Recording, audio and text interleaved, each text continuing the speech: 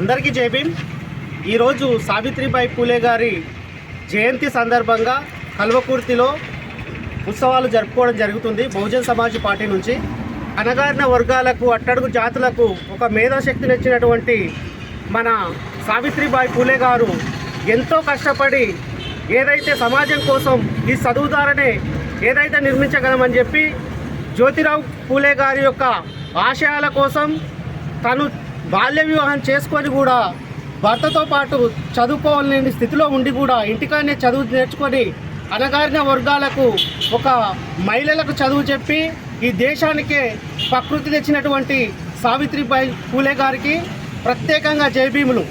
అయితే ఇక్కడ ఉన్నటువంటి ఈ ఒక్కటే కాకుండా బాల్య వివాహాలు కూడా దాని మీద కూడా కొట్లాడడం, మూఢనమ్మకాల మీద కూడా ఎంతో సమాజానికి ఆమె మేలు మేము మర్చిపోలేము.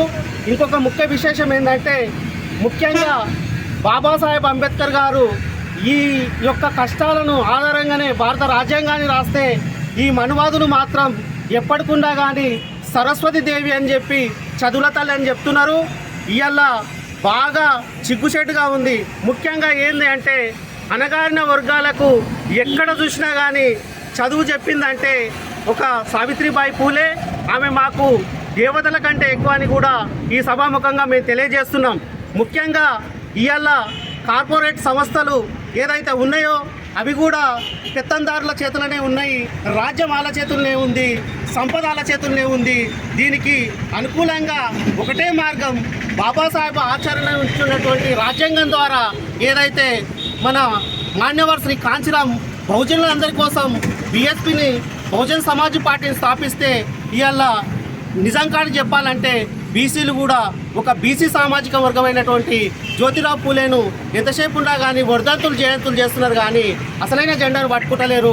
మీరు ఆ జెండాలను విడిచిపెట్టి ఈ జెండాలకు రావాలని చెప్పి మనుధర్మాన్ని చంపాలి.